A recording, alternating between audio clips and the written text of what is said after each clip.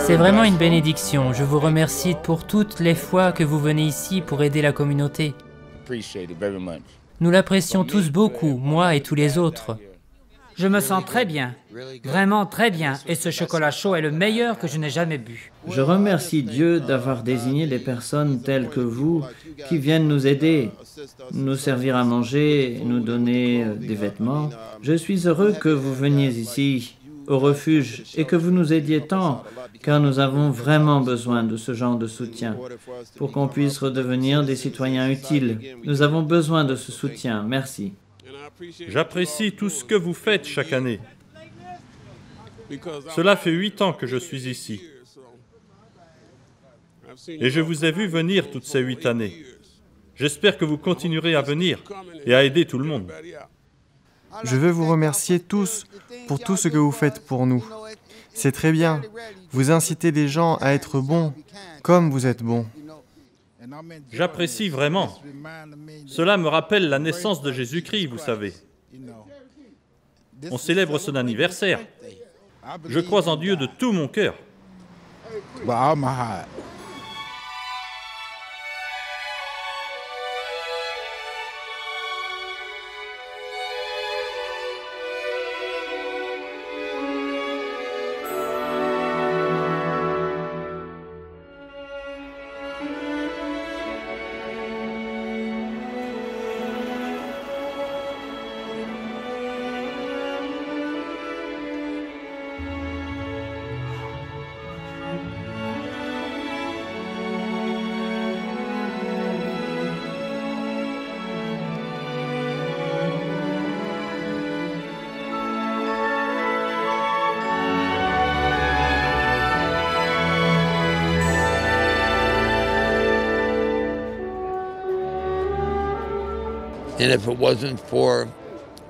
Sans cette aide que vous nous donnez, beaucoup d'entre nous auraient faim en ce moment.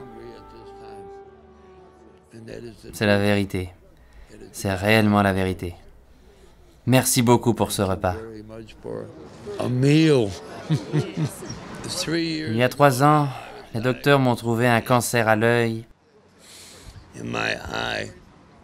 et ils l'ont retiré. Mais ils ne l'ont pas retiré entièrement. Maintenant, le cancer s'est propagé à l'intérieur de mon œil et à l'intérieur du globe oculaire. Et maintenant, il monte vers le cerveau. Alors maintenant, je marche un peu. Il m'est difficile de marcher, de manipuler, de parler, d'entendre. J'ai de plus en plus de mal à entendre. J'ai perdu environ 50% de ma vue et 30% de mon ouïe. J'attendais que le bus médical vienne me chercher. J'étais au croisement de Madison et de la 5e avenue. Lorsqu'un homme est venu à moi et m'a dit « Donne-moi $10, je suis malade ». Je lui ai répondu « Je ne sais pas ces $10 ». Et lui m'a dit « Tu viens d'aller au bureau de change, je sais que tu as de l'argent ». Je lui ai dit « Je n'ai pas d'argent, j'y suis allé pour payer une facture ». Il a répondu « Tu mens, tu mens ». Il a sorti une barre en acier de cette taille et il m'a frappé ici, à l'endroit où j'avais eu des points, à l'endroit de mon opération. Tout s'est ouvert et ça me faisait 10 fois plus mal qu'avant. Lorsque je suis retourné voir le docteur et je leur ai dit ce qui s'était passé, ils ont tout refait l'opération. Dieu doit œuvrer d'une manière mystérieuse, mais le démon œuvre d'une manière encore plus mystérieuse. Nous devons combattre le mal par le bien. Lorsqu'une personne vous fait du mal, faites-lui du bien. On doit être à l'écoute de ce qui se passe autour de nous pour que ça nous serve de leçon. On ne devrait pas s'énerver entre nous.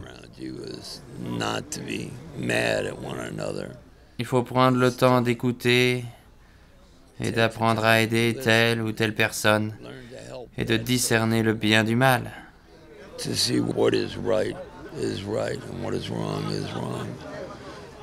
Car peut-être qu'en faisant du bien à cette personne changera et fera du bien aux autres à son tour.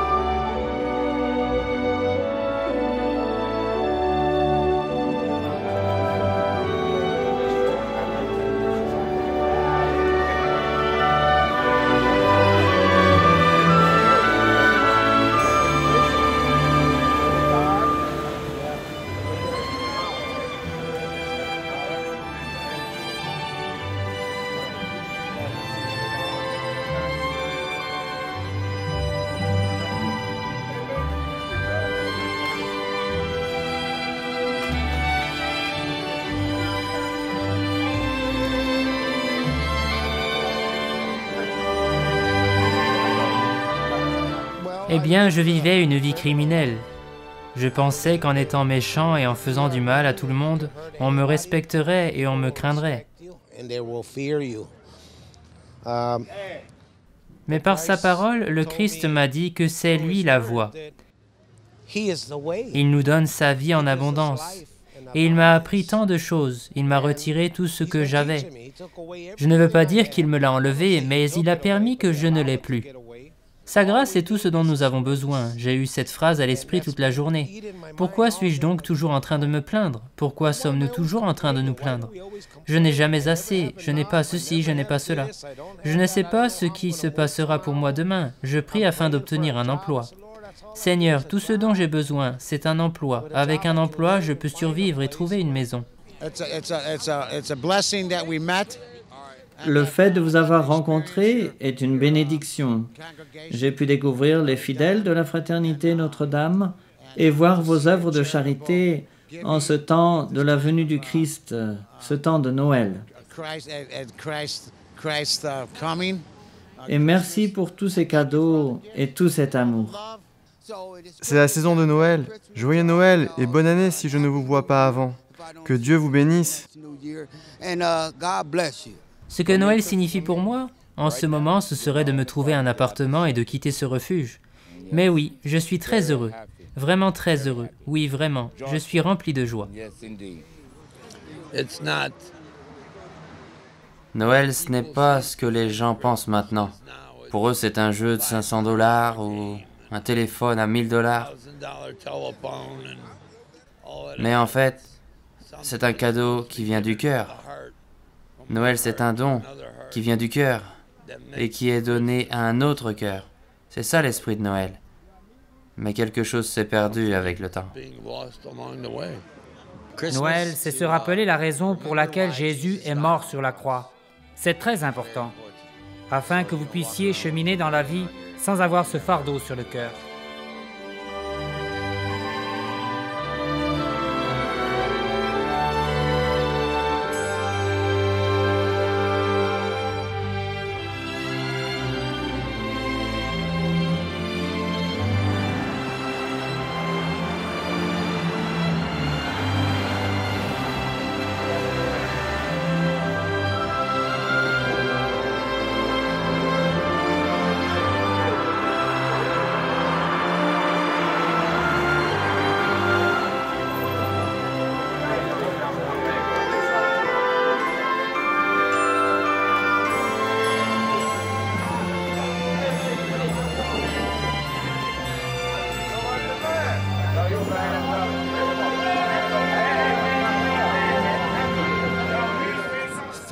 Il y a 4 ans, j'étais ici.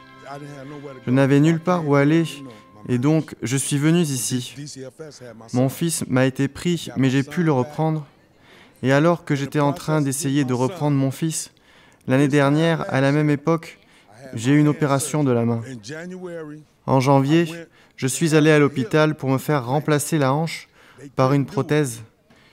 Ils n'ont pas pu le faire. Ils m'ont découvert un cancer au côlon. Ils m'ont retiré une partie du côlon.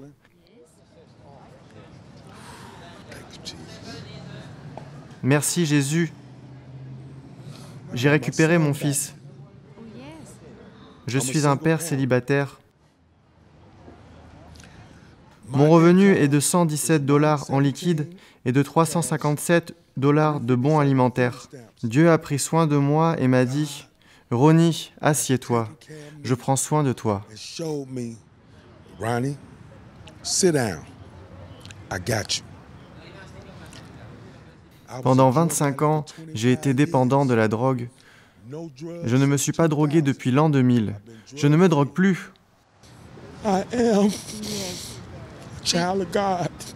Je suis un enfant de Dieu, et il me l'a prouvé et me l'a montré au tribunal et à l'hôpital. Ces larmes, ce sont des larmes de joie. Il travaille par étapes. Il a dit, « Ronnie, tout ce qu'il y a de mauvais autour de toi, ne t'en occupe pas, ne fais rien, je m'en occupe, je vais l'éloigner de toi. Tout cela, je vais l'éloigner de toi. » Il m'a dit, « Je sais déjà ce que tu vas faire avant que tu ne le fasses.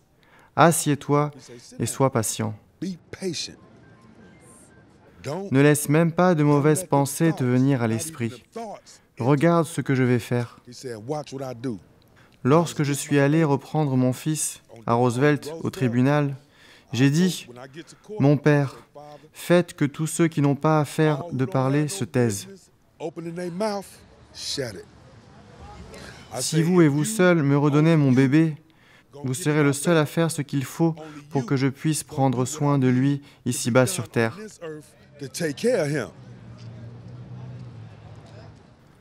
Le cancer. J'avais ici une tumeur aussi grande que ma main. Beaucoup de personnes me connaissent et disent, « Regardez tous, c'est un enfant de Dieu. » J'étais là, dehors, à faire la queue, et ces personnes ne me connaissaient même pas.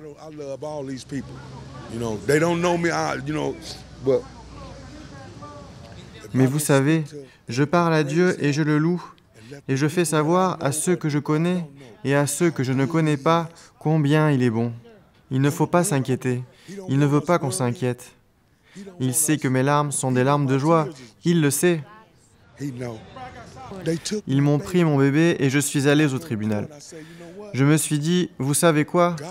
Peu importe ce que vous pouvez tous dire, il va me rendre mon bébé, car il a dit, Ronnie, fais ce que je te demande.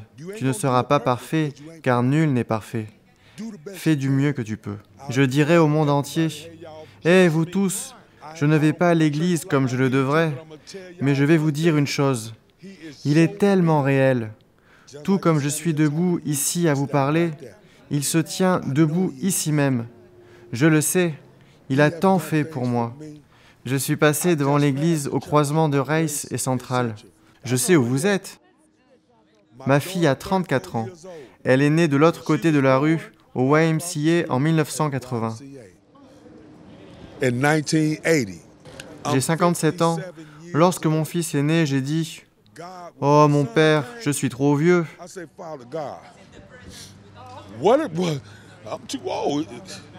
Puis j'ai dit, « Pardon, père.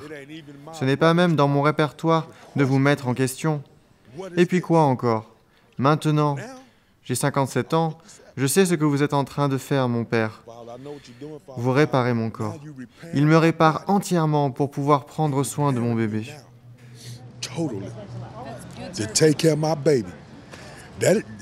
C'est l'enfant de Dieu. Je suis ici pour prendre soin de lui, pour mon père. Je ne peux même pas avoir de pensées négatives, car cela m'effraierait. Je le crains, lui. Je respecte tout le monde ici-bas. Je n'ai pas peur, car je ne gêne personne. Je ne fais rien de mal. J'aide tous ceux que je peux aider. Je le crains, car il me voit.